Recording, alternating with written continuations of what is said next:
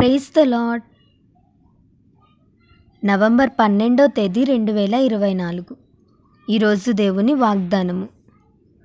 స్త్రీ తన గర్భమున పుట్టిన బిడ్డను కరుణింపకుండా తన చంటి పిల్లను మరచినా వారైనా మరచుదురు కానీ నేను నిన్ను మరువను. యెషయా గ్రంథము 49వ అధ్యాయం 15వ వచనం.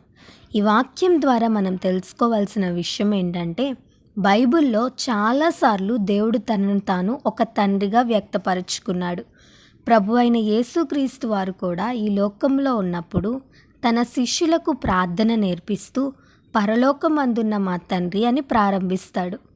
ఒక కుటుంబం పట్ల తండ్రి ఎంత బాధ్యత కలిగి ఉంటాడో దేవుడు కూడా మన పట్ల అంతే బాధ్యత కలిగి ఉన్నాడు. కానీ ప్రత్యేకంగా ఈ వాక్యంలో మాత్రం తల్లి గురించి చెప్పబడింది.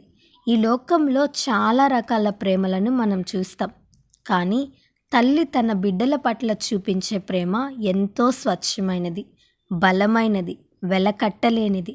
అలాంటి తల్లి అయినా మరువచ్చునేమో కానీ నేను నిన్ను మరువనని ఈ ఉదయకాల సమయంలో దేవుడు మనకు వాగ్దానం చేస్తున్నాడు. చాలామంది వారికి ఉన్న కష్టాలను బట్టి, వారు అనుభవిస్తున్న బాధలను బట్టి దేవుడు మమ్మల్ని మర్చిపోయాడు, దేవుడు నా ప్రార్థన ఆలకించటం లేదని అనుకుంటూ ఉంటారు. దేవుడు మనల్ని ఎప్పుడూ మరచిపోడు.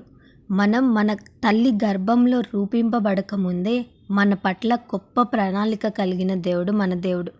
మన పట్ల దేవుని తలంపులు ఎంతో ఉన్నతముగా ఉన్నవి. ఈరోజు ఈ వాక్యం వింటున్న నీవు కూడా నీకున్న రోగాన్ని బట్టి, నీకున్న శ్రమలను బట్టి, నీకున్న కష్టాలను బట్టి దేవుడు నన్ను మర్చిపోయాడు, దేవుడు నా చేయి విడిచిపెట్టాడని అనుకుంటున్నావా?